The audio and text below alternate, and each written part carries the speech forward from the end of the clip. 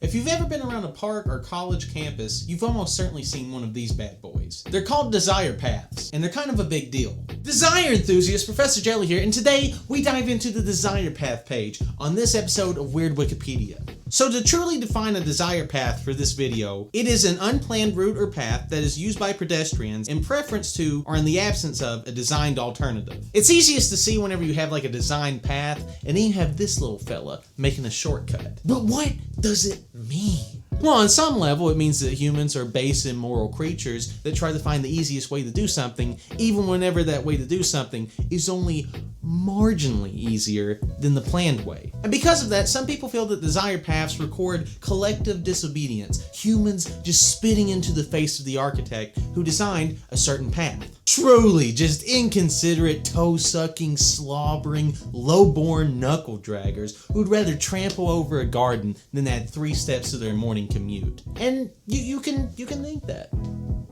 if you're a wimp. But what I personally find so much more interesting is this idea that desire paths are truly just a wisdom of the crowd's decision, unprompted humans making a better choice than any engineer could. And I think that this example shines brightest at a college campus. While originally introduced in 1998 at the Illinois Institute of Technology, where designers observed students naturally making their own paths. And only after these paths were formed did they actually pave over them, making them official. This procedure has been implemented by countless other colleges as their way of designing their walking paths. So it actually seems like this exact procedure happens a lot more than what you would probably think it does. It's so common that the University of Michigan posted this entire article showing their process in maintaining and developing these desire paths, which is pretty cool to see the other side of this equation, because sometimes they just accept the desire path and make it official, and other times when it cuts through a problematic area like a nature sanctuary, they try to find some way to move it, which can be pretty hard because signage is,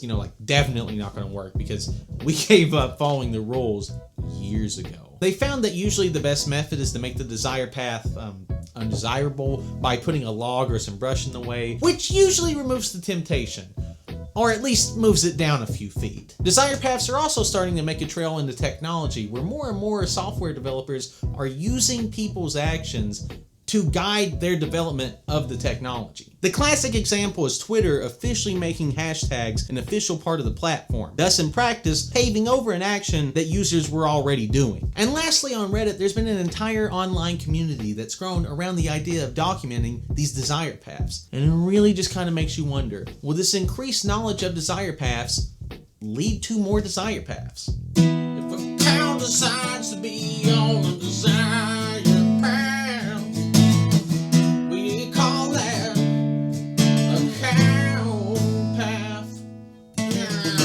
this has been Professor Jelly. If you like this video and you want to see more like it, make sure to subscribe. Also, did you know, if a goose made a desire path, it wouldn't be called a goose path because a goose made it.